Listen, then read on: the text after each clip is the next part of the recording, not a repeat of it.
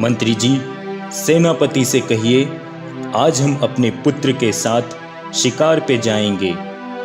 हमारे जाने की तैयारी करें। जी महाराज। पर महाराज, राजकुमार तो अभी बहुत छोटे हैं, क्या उन्हें शिकार पे ले जाना उचित रहेगा महाराज? मंत्री जी, हमारे पुत्र को राजा बनना है और उसे बचपन से ही हिम्मत वाला बनना होगा। मंत्री सेनापति से कहकर राजा की राजसवारी तैयार करवा देता है और राजा शिकार पे निकल जाते हैं। जंगल पहुंचकर राजा हिरन का शिकार करने लगता है। भागो बच्चों, ये शिकारी हमें मारने आए हैं। हमें अपनी जान बचा के कहीं सुरक्षित जगह पे जाना होगा। राजा शिकार में पूरी तरह खो जाते हैं कि तभी राजा के पुत्र को कुछ सुंदर सुंदर फूल दिखाई देते हैं और वह उनकी तरफ चला जाता है और देखते देखते वह कुछ दूर निकल जाता है। ये तो लगता है शिकार खुद ही शिकारी के पास चल के आ रहा है। शेर तुरंत उस लड़के पे झपटा मार के उसे उठा ले जाता है। ये सारे जानवर कहाँ छुप गए? कोई जानवर नजर नहीं आ रहा है। आज हम अपने पुत्र को दिखाएंगे कि शिकार कैसे किया जाता है। पर मेरा राजकुमार कहाँ है? वो कहीं दिखाई क्यों नहीं दे रहा है? तभी सब लोग राजकुमार को ढूंढने लगते हैं और ढूंढते ढूंढते काफी रात हो जाती है, लेकिन राजकुमार का कुछ पता नहीं चलता। अभी उसे क्या जरूरत थी शिकार पे ले जाने की? अभी तो उसे कुछ भी नहीं मालूम था। वो तो बस ठीक से चलना ही सीख पाया था। काश आप मेरे बच्चे को शिकार पे ना ले गए होते तो आज मेरा पुत्र मेरे साथ होता। न जाने कहाँ होगा मेरा पुत्र। महारानी, मैं अपने बच्चे को जरूर ढूंढ के लाऊंगा।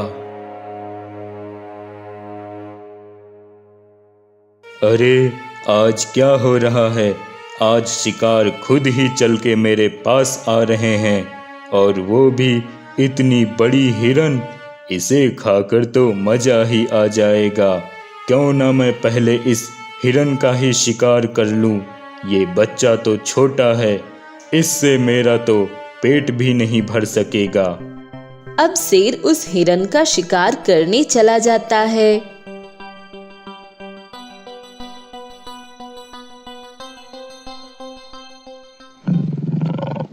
अरे बाप रे, ये शेर तो मेरी तरफ ही आ रहा है। जल्दी से भाग लेती हूँ। अरे ये हिरन तो भाग रही है, मुझे जल्दी से इसे पकड़ना होगा। अब वह बच्चा अकेला होने के डर से गुफा से बाहर निकलकर जाने लगता है और वह चलते चलते एक नदी के पास पहुंच जाता है। अरे ये बच्चा किसका है? और ये तो बहुत छोटा है। लगता है किसी का बच्चा खो गया होगा। मछुआरा उस बच्चे के पास जाकर उससे उसके बारे में पूछता है, लेकिन बच्चा कुछ नहीं बता पाता। अब मैं क्या करूं? ये बच्चा तो कुछ भी नहीं बता पा रहा है और इस बच्चे को यहाँ अकेला छोड़ना खतरे से खाली नहीं होगा। मैं इसे अपने साथ ले जाता हूँ।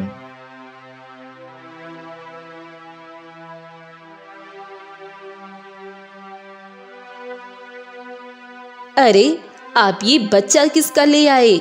ये तो किसी अमीर घराने का लगता है और इसके हाथ में ये कीमती सोने के कंगन तो देखिए।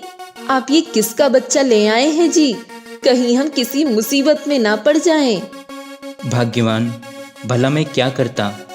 ये बच्चा मुझे जंगल में अकेला उस नदी के पास दिखा जहाँ मैं मछलियाँ पकड़ रहा था नदी से, और इसे अपने बारे में कुछ भी नहीं मालूम है और ना ही इसे इसके माता पिता व घर के बारे में कुछ मालूम है। तो मैं इसे जंगल में अकेला कैसे छोड़ सकता था? तो अब हम क्या करेंगे? इस बच्चे के बारे में किसी को क्या बताएंगे? फिलहाल तो अभी हम किसी से कुछ भी नहीं बताएंगे, और फिर क्या करना है मैं सोचूंगा। सरस्वती, तुम चिंता मत करो, मैं तुम्हारे इलाज के लिए कुछ पैसों का बंदोबस्त करके आता हूँ। बेटा सूरज, तुम अपनी माँ का ख्याल रखना, मैं अभी आता हूँ। मछुआरा अपने एक मित्र के पास जाता है और उससे कुछ पैसों की मदद मांगता है। भाई किशन लाल, तुम तो जानते ही हो, आजकल मेरी भी माली हालत कुछ ठीक नहीं है। मैंने तो अपनी पत्नी के गहने गिरवी रख के मछली मंडी का ठेका लिया है और अब उसके पैसे भी चुकाने हैं। भाई मुझे माफ करना, मैं अभी कुछ नहीं कर सकता हूँ। मछुआरा निराश होकर वहां से चला जाता है और घर पहुंचकर सोचता है, अब तो बस एक ही रास्ता है, सूरज के बचपन के कड़े ही अब मुझे गिरवी रखने पड़ेंगे और कोई रास्ता नहीं बचा है।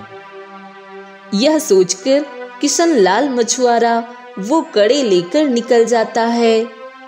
अरे जग्गा, क्या आज भी दिन खाली निकल जाएगा क्या?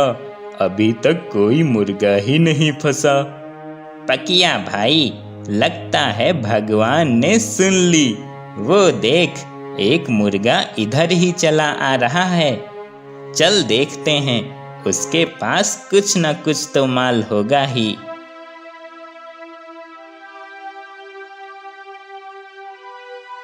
ए, तेरे पास जो भी है चुपचाप निकाल कर हमें दे दे, नहीं तो अपनी जान से हाथ धो बैठेगा। नहीं नहीं, मेरे पास कुछ नहीं है, मुझे छोड़ दो, मुझे जाने दो।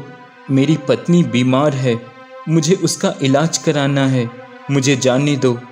हाँ हाँ, जाने देंगे जाने देंगे। पहले सारे रुपए पैसे सोना चांदी जो भी है तुम्हारे पास वो तो हमें दे दो।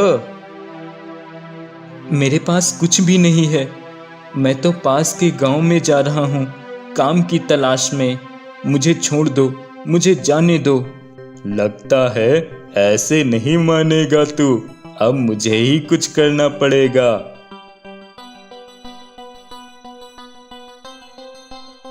हाँ, ये देखो माल छुपा के जा रहा था। पकिया भाई, ये तो बहुत कीमती लगते हैं। इतने कीमती कड़े इस फक्कड़ के पास कहाँ से आए? अरे इससे हमें क्या, हमें तो अब इन कड़ों को अच्छी कीमत में बेचना है। ए, अब तू जा, निकल यहाँ से, नहीं तो बेमौत मारा जाएगा। नहीं नहीं, मुझे मेरे कड़े दे दो, मुझे मेरे कड़े दे दो। अबे जाता है या मारूं गोली?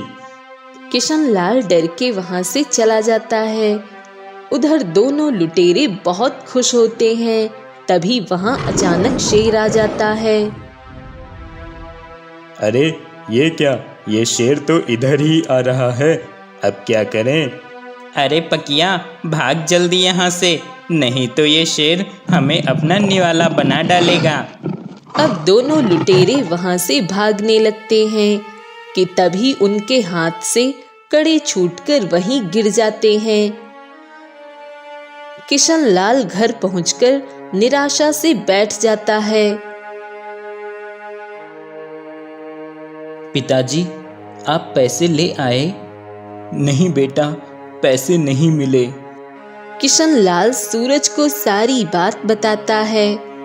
पिताजी, आप चिंता मत कीजिए, मैं कुछ करता हूँ।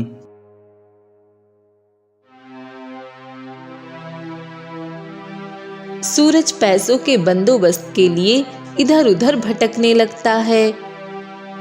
ये लो, आज तुम्हारा इतना ही बना है।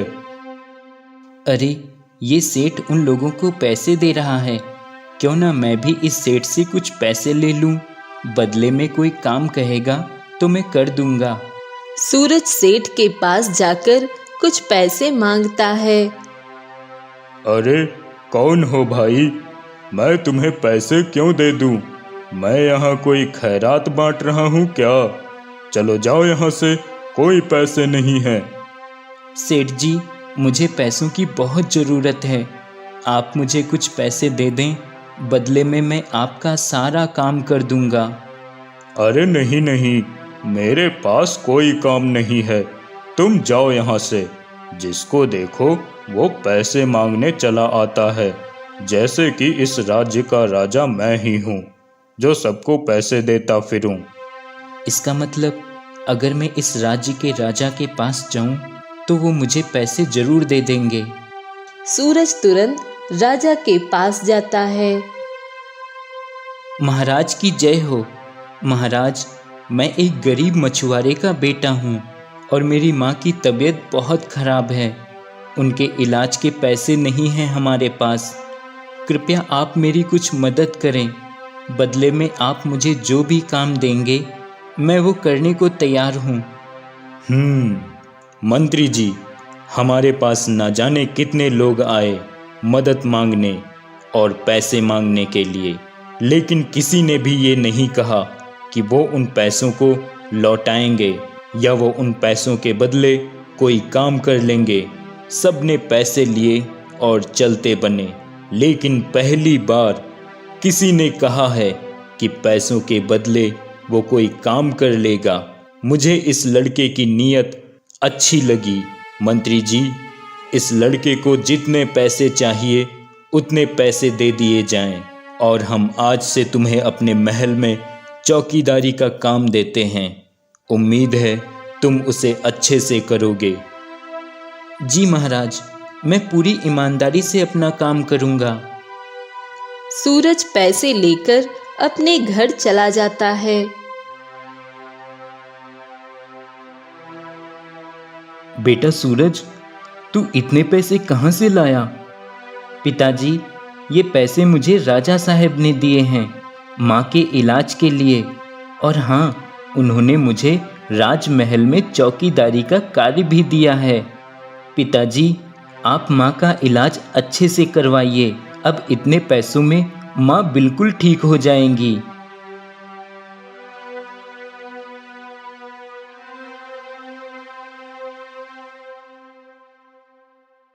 अरे, ये कड़े किसके हैं? ये तो सोने के कड़े हैं और देखने से बहुत कीमती लगते हैं। अरे वाह, मेरी तो निकल पड़ी। इससे पहले कि कोई आए मुझे यहाँ से निकल जाना चाहिए। चूड़ी वाला गोपाल वो कड़े लेकर वहां से चला जाता है। अरे, ये आप क्या देखे जा रहे हैं इतनी देर से? और ये क्या है आपके हाथ में? ये तो कड़े हैं, वो भी सोने के। हाँ कमला, ये सोने के कड़े हैं। पर जरा धीरे बोलो, किसी को कानों कान खबर नहीं होनी चाहिए, समझी?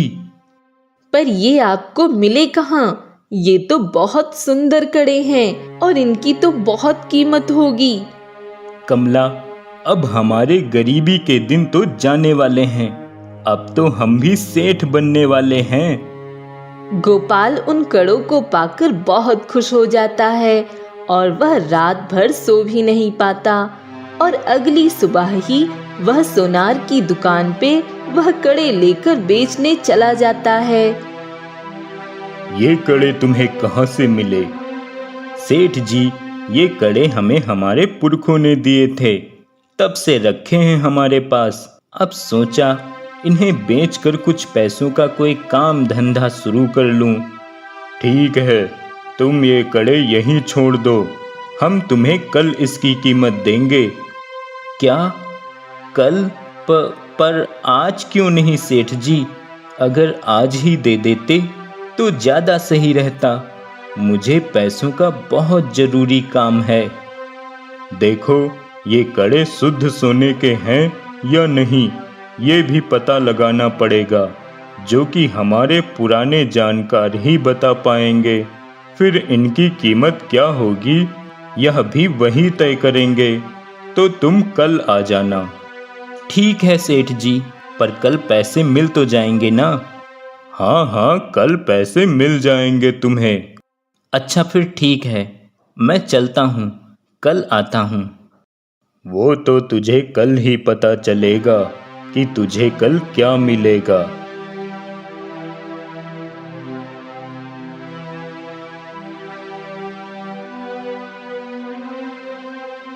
हाँ, ये मेरे ही खानदानी कड़े हैं।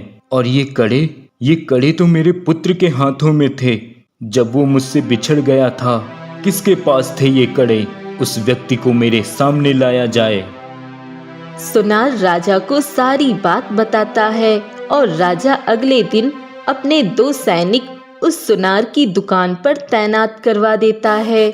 जैसे ही उस दिन गोपाल सुनार की दुकान पर आता है, उसके सैनिक उसे पकड़कर राजा के पास पेश कर देते हैं। महाराज, ये मुझे यहाँ क्यों लाए हैं? क्या मुझसे कोई अपराध हुआ है? मैंने तो कुछ नहीं किया है। अपराध तो किया है तुमने, और अगर तुम मुझे सच सच नहीं बताओगे तो मैं तुम्हें आजीवन कारावास में कैद करवा दूंगा। इसलिए जो भी तुमसे पूछा जाए उसका सच सच जवाब दो। बताओ, तुम्हें ये कड़े कहाँ से मिले?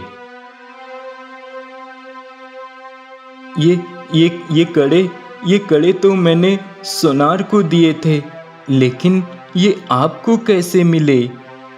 तुमसे जो पूछा जाए उसका जवाब दो, नहीं तो अंजाम बुरा होगा। बताओ, ये कड़े तुम्हें कहाँ से मिले? महाराज, मैं इन कड़ों के बारे में ज़्यादा कुछ नहीं जानता। मुझे ये कड़े जंगल में पड़े मिले थे। मैंने इन्हें उठा लिया और इन्हें बेचने बाजार चला गया। पर महाराज, क्या ये कड़े आपके हैं? हाँ, ये मेरे खानदानी कड़े हैं, और ये कड़े मेरे पुत्र के हाथों में थे जब वो मुझसे बिछड़ गया था बचपन में। लेकिन तुम्हें ये कड़े अब मिले इतने सालों बाद। इसका क्या मतलब हो सकता है? सेनापति, जल्द से जल्द सारा जंगल छान मारो, और कहीं कुछ भी पता चले तो हमें खबर करो। मंत्री जी, अब इसका क्या किया जाए? महाराज, मुझे लगता है इसे सच में कुछ नहीं पता है। इसे जाने दिया जाए और हमारे सैनिक इस पे नजर रखेंगे। ठीक है, तुम अब जा सकते हो। महाराज की जय हो, महाराज की जय हो।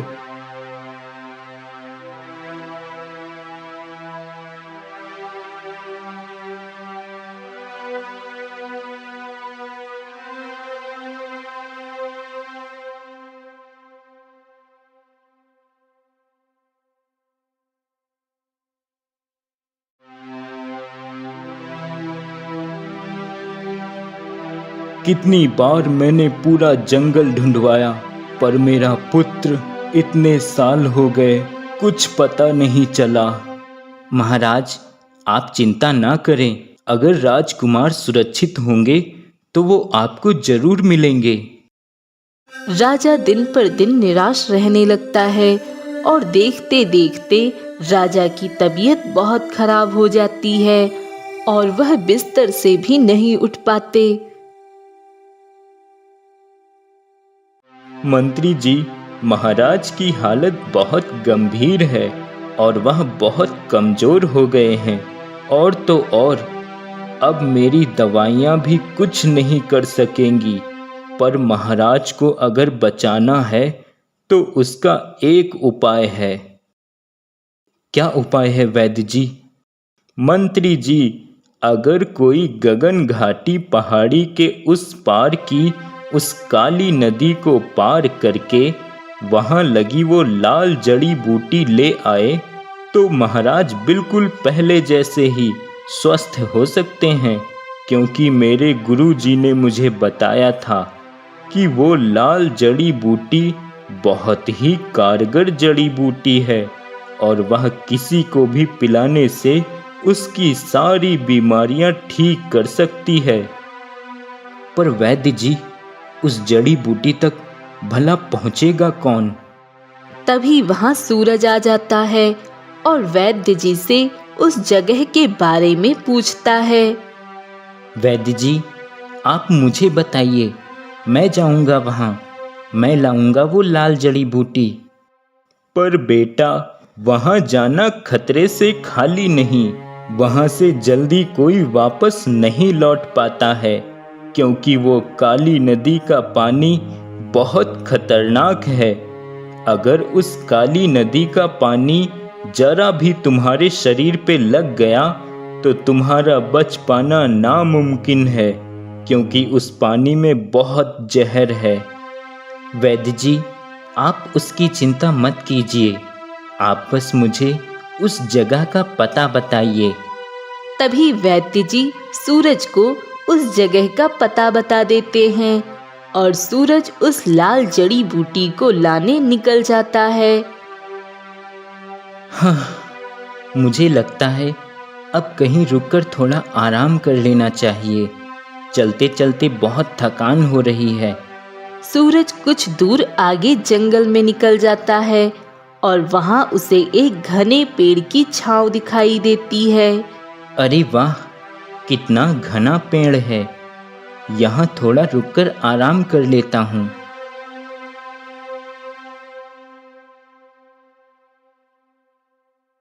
सूरज वहीं उस पेड़ की छांव में आराम करने लगता है और वहीं सो जाता है। कुछ देर बाद उसे एक आवाज सुनाई देती है। बचाओ, बचाओ, मुझे कोई बचाओ। अरे, ये आवाज किसकी है? जैसे कोई बचाओ बचाओ कह रहा हो। बचाओ, बचाओ, मुझे कोई बचाओ। ये आवाज तो फिर से आ रही है। लगता है कोई मुसीबत में है, मुझे देखना होगा।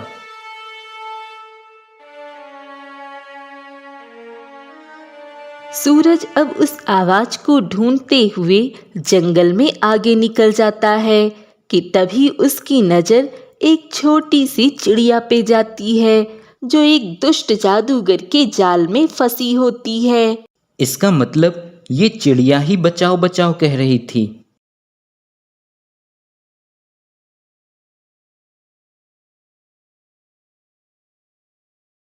हाँ, तुमने सही कहा, मैं ही बचाओ बचाओ कहकर चीख रही थी, क्योंकि एक दुष्ट जादूगर ने मुझे इस जाल में फंसा दिया है और वो कहीं चला गया है और इस जाल से मैं खुद को आज़ाद नहीं कर सकती, क्योंकि ये जाल जब तक मुझ पे रहेगा तब तक मैं कुछ नहीं कर सकती।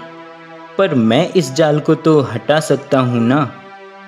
हाँ, तुम इस जाल को हटा सकते हो। तभी सूरज उस जाल को चिड़िया के ऊपर से हटा देता है और वह चिड़िया जाल से बाहर आ जाती है और सूरज का धन्यवाद करती है। तुम्हारा बहुत बहुत धन्यवाद, तुमने मेरी जान बचाई। काश मैं भी तुम्हारे किसी काम आ सकूं। पर तुम कौन हो और इस घने जंगल में क्या करने आए हो? यहाँ तो कोई भी नहीं आता है। मेरा नाम सूरज है और मैं यहाँ अपने राज्य के राजा की जान बचाने के लिए एक लाल जड़ी बूटी लेने आया हूँ, जिससे राजा साहब ठीक हो जाएंगे। पर क्या तुम्हें मालूम नहीं कि उस जड़ी बूटी तक पहुँचने के लिए उस काली नदी को पार करना होगा, जिसे आज तक कोई नहीं पार कर पाया? तो तुम वह जड़ी बूटी तक कैसे पहुँच पाओगे? पता नहीं, पर मुझे उस जड़ी बूटी तक पहुँचना ही होगा, वरना राजा साहब की जान बचा पाना बहुत मुश्किल हो जाएगा। सूरज, तुम सच में बहुत सच्चे और ईमानदार हो, इसलिए मैं तुम्हें नदी के उस पार ले जाऊंगी, लेकिन हमें जल्दी ही चल के जल्दी ही वापस आना होगा, वरना वो जादूगर आ गया तो हम दोनों लोग खतरे में पड़ जाएंगे। लेकिन तुम मुझे वहाँ कैसे ले जा सकती हो? तुम तो कितनी छोटी हो।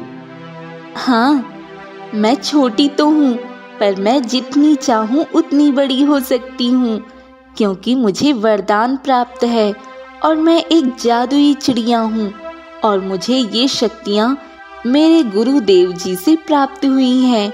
जिन्होंने उस पेड़ के नीचे तपस्या की और उनकी शक्तियों से उस पेड़ में वो लाल जड़ी बूटी उगी जिसे तुम लेने आए हो। क्या? तो क्या तुम उस पेड़ तक मुझे ले जा सकती हो? हाँ, मैं तुम्हें उस पेड़ तक ले जा सकती हूँ, क्योंकि मैं ही अपने गुरुदेव जी को अपनी पीठ पे बिठाकर उस पेड़ के पास ले जाया करती और उस पेड़ से इस पार भी लाती जब भी वो कहीं भ्रमण पे जाया करते। लेकिन गुरुदेव ने अपने अंतिम समय में मुझसे कहा था कि मैं किसी सच्चे और ईमानदार व्यक्ति को ही उस पार ले जाऊं और किसी को भी नहीं। इसलिए मैं उस दुष्ट जादूगर को उस पार नहीं ले जाना चाहती, क्योंकि वो उस पेड़ की जड़ी बूटियों का गलत इस्तेमाल करेगा। तभी चिड़िया देखते ही देखते अपने शरीर को बड़ा कर लेती है और वह एक विशाल चिड़िया बन जाती है। सूरज, आओ मेरी पीठ पे बैठ जाओ। सूरज चिड़िया की पीठ पे बैठ जाता है और चिड़िया उसे नदी के उस पार लेकर चली जाती है।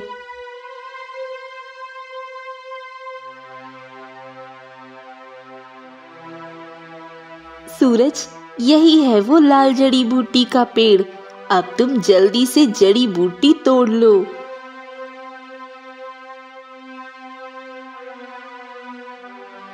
सूरज तुरंत जड़ी बूटी तोड़ लेता है और चिड़िया फिर से उसे वापस वहीं पर ले आती है। सूरज, अब तुम जल्दी यहाँ से निकल जाओ। यहाँ रुकना अब तुम्हारे लिए ठीक नहीं है। धन्यवाद चिड़िया, तुमने मुझ पे बहुत बड़ा उपकार किया है, मैं इसे कभी नहीं भूलूंगा। अच्छा, अब मैं चलता हूँ, फिर मिलूंगा। सूरज वहाँ से चला जाता है। तभी जादूगर उसे जाते हुए देख लेता है और जल्दी से चिड़िया के पास जाता है और देखता है कि चिड़िया भी अपना आकार छोटा कर रही होती है।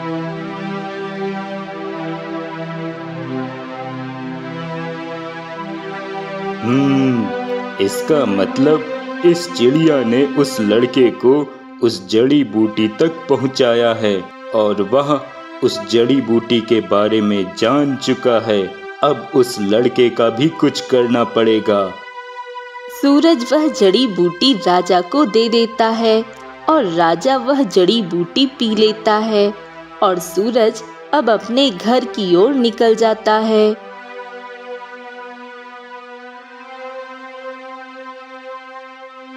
ऐ लड़के, तू ही उस जड़ी बूटी तक उस चिड़िया की पीठ पर बैठकर गया था ना? हाँ हाँ, पर तुम कौन हो? मैं कौन हूँ तुझे जल्द ही पता चल जाएगा। जादूगर सूरज को उठाकर अपने साथ लिए चला जाता है। मंत्री जी, आज मुझे ठीक हुए 2 दिन हो चुके हैं और वो लड़का मुझे अभी तक नहीं दिखा जिसने अपनी जान जोखिम में डालकर मेरे लिए वो जड़ी बूटी लाया। मंत्री जी, हम उस लड़के का शुक्रिया अदा करना चाहते हैं। उस लड़के को दरबार में बुलाया जाए। मंत्री सूरज को राजमहल में चारों ओर देखता है, लेकिन सूरज कहीं नहीं दिखाई देता है। महाराज, मैंने महल में चारों ओर देखा पर सूरज कहीं नजर नहीं आया। लगता है वो 2-3 दिनों से राजमहल आया ही नहीं है। क्या? पर 2-3 दिनों से वो क्यों नहीं आ रहा है? मंत्री, आप उसके घर पे पता लगाइए और मुझे खबर कीजिए।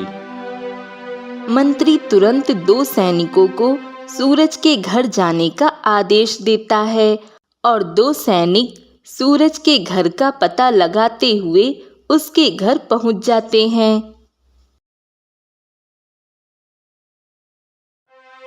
क्या सूरज 3 दिनों से घर भी नहीं गया है और वो यहाँ भी नहीं आ रहा है? ऐसा कैसे हो सकता है? मंत्री जी, आप जल्द से जल्द पता लगाइए कि सूरज कहाँ है। मंत्री अब सैनिकों के साथ सूरज को ढूंढने लगते हैं। ढूंढते ढूंढते वह उसी जगह पे पहुंच जाते हैं जहाँ वो बूढ़ी औरत रहती है। अब वह बूढ़ी औरत मंत्री को सारी बात बता देती है।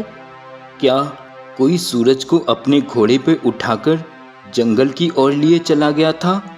ऐसा कैसे हो सकता है? मंत्री जी, अब हम ही पता लगाएंगे कि सूरज कहाँ है और उसे कौन उठा ले गया है।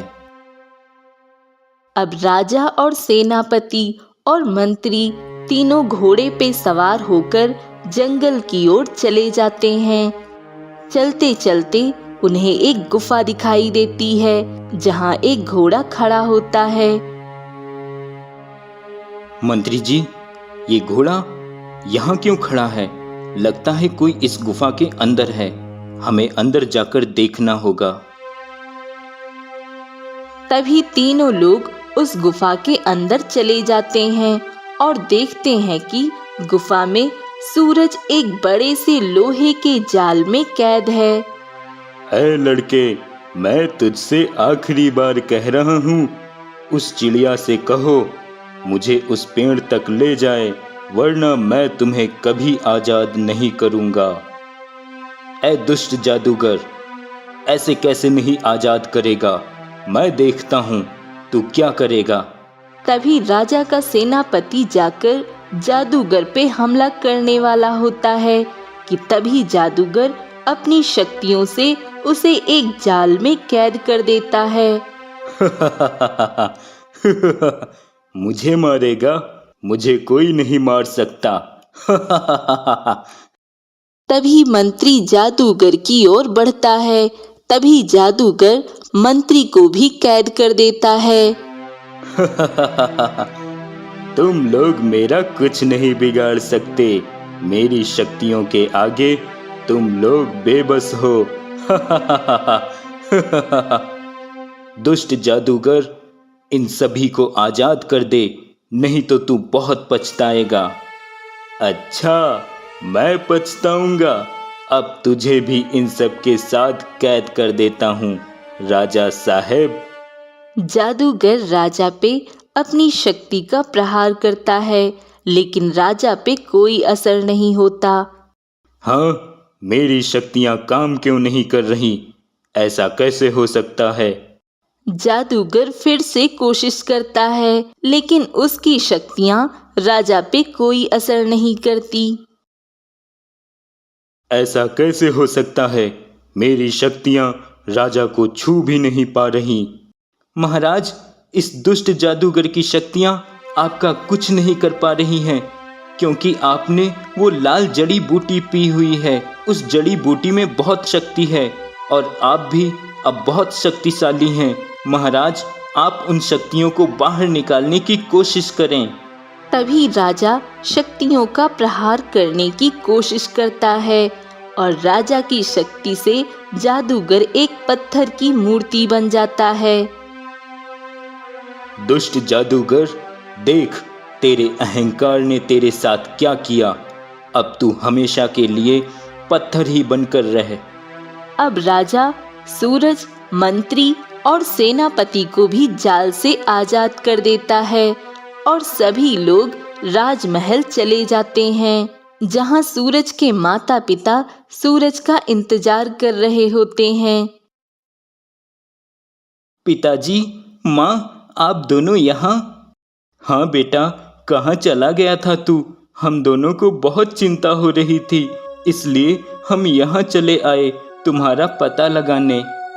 पिताजी, मैं ठीक हूँ। कुछ जरूरी काम था, इसलिए बिना बताए जाना पड़ा, लेकिन अब मैं आ गया हूँ। अब कहीं नहीं जाऊँगा। किशनलाल, तुम बहुत किस्मत के धनी हो जो तुम्हें ऐसा बेटा मिला है। इसके जैसा बेटा होना बड़े सौभाग्य की बात है। किशनलाल, आपकी पत्नी ने एक वीर पुरुष को जन्म दिया है। महाराज, मेरी पत्नी ने सूरज को जन्म नहीं दिया, पर सूरज हमारे लिए हमारी आंख का तारा है महाराज। क्या? सूरज की माँ ने सूरज को जन्म नहीं दिया? तो क्या आप सूरज के पिता नहीं हैं? महाराज, आज से 21 साल पहले एक जंगल की नदी में मैं मछलियां पकड़ रहा था। तब मैंने देखा एक बच्चा जो घबराया हुआ था वो जंगल से निकलकर मेरी तरफ ही आ रहा था। मैंने इधर उधर देखा कि शायद किसी का बच्चा खो गया होगा, तो कोई आएगा और इस बच्चे को ले जाएगा, लेकिन वहाँ कोई नहीं आया। तब हम इस बच्चे को अपने साथ अपने घर ले आए और इसको हम दोनों ने अपने बेटे जैसा ही पाला है। किशनलाल, क्या तुम बता सकते हो कि उस बच्चे के पास क्या क्या था? मेरा मतलब है, क्या कोई निशानी जो उसके पास हो? हाँ महाराज, निशानी तो थी। इसने सोने के कड़े पहने हुए थे जो कि मुझसे कुछ लुटेरों ने लूट लिए थे, लेकिन इसके वो बचपन के वस्त्र मैंने संभाल के रखे हैं। किशनलाल, क्या तुम वो वस्त्र यहाँ ला सकते हो? हाँ महाराज, मैं अभी लेकर आता हूँ। किशनलाल वो वस्त्र लेने निकल जाता है और तब तक राजा भी वो कड़े सेनापति से मंगवा लेता है। महाराज, ये रहे वो वस्त्र। राजा वो वस्त्र देखकर बहुत भावुक हो जाता है। महाराज, ये वस्त्र तो हमारे राजकुमार के थे जब आप उन्हें शिकार पे ले गए थे। सेनापति वो कड़े किशनलाल को दिखाता है। हाँ महाराज, ये तो वही कड़े हैं जो सूरज के हाथों में थे, पर ये तो उन लुटेरों ने लूट लिए थे। किशनलाल, ये सूरज कोई और नहीं बल्कि राजा साहब के पुत्र राजकुमार अनिरुद्ध हैं, और ये वस्त्र और ये कड़े राजकुमार अनिरुद्ध के ही हैं जो बचपन में राजा साहब के साथ जंगल में शिकार पे गए थे और वहीं बिछड़ गए थे। अब राजा सूरज को सारी बात बताता है और उसे अपना बेटा कहता है। किशनलाल, जाने अनजाने तुमने मेरे जीवन में सबसे बड़ा उपकार किया है। इसका बदला तो मैं नहीं चुका सकता, पर मैं अपने बेटे को पाकर बहुत खुश हूँ। लेकिन मैं देख रहा हूँ आप दोनों की आंखों में डर और दुख है सूरज से बिछड़ जाने का, पर हम ऐसा नहीं करेंगे। किशनलाल, आज से तुम दोनों इस महल में ही रहोगे, हमारे परिवार की तरह, और इस तरह हम सब सूरज यानी राजकुमार अनिरुद्ध के साथ रहेंगे। राजा की बात मानकर किशनलाल महल में रहने लगता है और सूरज यानी राजकुमार अनिरुद्ध अब सभी के साथ खुशी से रहने लगता है।